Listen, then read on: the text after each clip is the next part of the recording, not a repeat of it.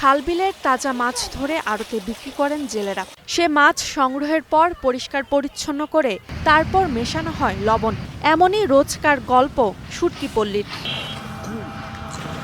কিন্তু নওগাঁর আত্রাই উপজেলার ভরতেতুলিয়া গ্রামের শুটকিপল্লীর এ চিরচেনা কাজে ছন্দপতন। রোদ হাওয়ায় প্রাকৃতিকভাবে মাছ শুকিয়ে শুটকি করার যে প্রক্রিয়ায় সরগরম ছিল তা কমছে দিনকে দিন। তাই ভরা মৌসুমেও কিছুটা নিস্তব্ধতা। মাছের সংকটে কমেছে শুটকির উৎপাদনও।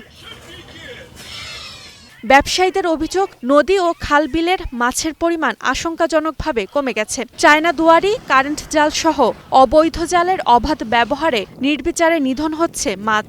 ফলে বাজারে চাহিদা অনুযায়ী মাছ মিলছে না শুটকিপল্লীতে। উত্তরবঙ্গের মধ্যে সেরা মাছের আড়ত আমাদের আত্রাই, অথচ সেখানেই মাছ নাই। শুধু একই কারণ, অবৈধ জালগুলি বাড়ানোর জন্য। আমদানি কমের কারণেই আমাদের চাটাইখালী ব্যবসা একটু দুর্বল।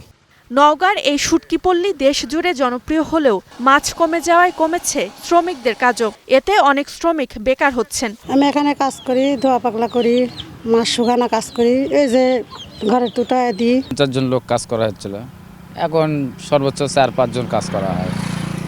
মাছ মিলান যায় না।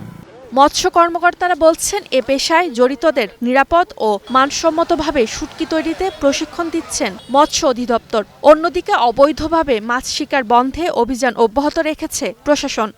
আত্রাই উপজেলায় অনেকগুলো অভিযান হয়েছে। তার মধ্যে সবচেয়ে বড় যে অভিযানটি, সেটি গোপন তথ্যের ভিত্তিতে আমরা গোডাউনে অভিযান করেছিলাম এবং 2টি গোডাউন থেকে আমরা 101টি অবৈধ রিং জাল উদ্ধার করেছিলাম, যার মূল্য প্রায় 4 লাখ টাকারও বেশি। তাদেরকে আমরা বিভিন্ন সময় আমাদের মৎস্য অধিদপ্তর থেকে প্রশিক্ষণ প্রদান করে থাকি, সচেতনতা সভা করে থাকি এবং নিরাপদ শুটকি তৈরি করার জন্য যে জিনিসগুলো তাদেরকে রপ্ত করা প্রয়োজন সেই বিষয়গুলোকে তাদেরকে আমরা সবসময় বলে থাকি। গেল মৌসুমে শুটকি উৎপাদন হয়েছিল 245 মেট্রিক টন, যার বাজার মূল্য ছিল প্রায় 4.5 কোটি টাকা। চলতি মৌসুমে জেলায় প্রায় 250 মেট্রিক টন শুটকি উৎপাদনের লক্ষ্যমাত্রা নির্ধারণ করেছে মৎস্য বিভাগ, যার বাজার মূল্য প্রায় 5 কোটি টাকা। Desk report, star news.